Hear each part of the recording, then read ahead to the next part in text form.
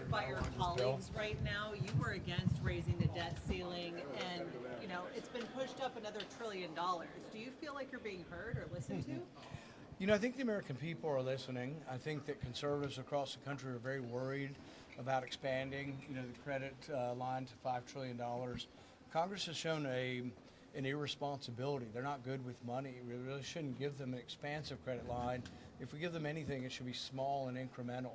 My proposal is that we would expand the credit line for 3 months and check and see how they're behaving. Are they spending the money more wisely? Are they conserving the money?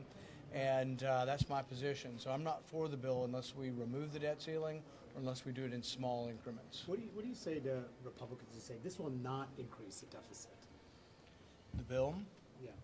Well, the bill is inadequate in the sense that it's not going to turn the tide on the deficit. We're adding about, like this year, we're supposed to add $2.2 trillion. Let's say you believed all the cuts, which I don't necessarily believe they'll come into fruition, but that'd be $150 billion a year. So that means the deficit this year, instead of being $2.2 trillion, would be $2.05 trillion. It'd still be an enormous amount of debt. So none of this is really shifting the accumulation of debt or interest. And even with that, I could vote for the bill to make the tax cuts permanent. I think it's good for the economy, but I can't vote to add $5 trillion.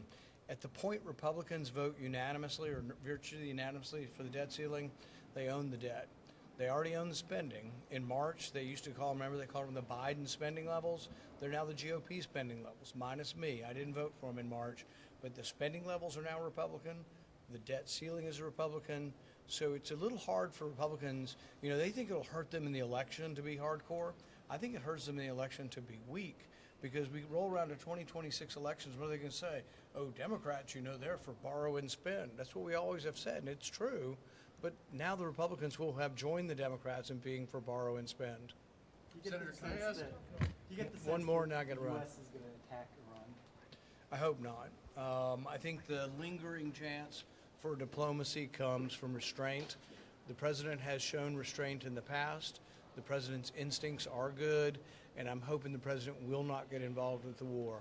I think if the United States actively bombs Tehran, the possibility of negotiation goes out the window. The president just moments ago posted on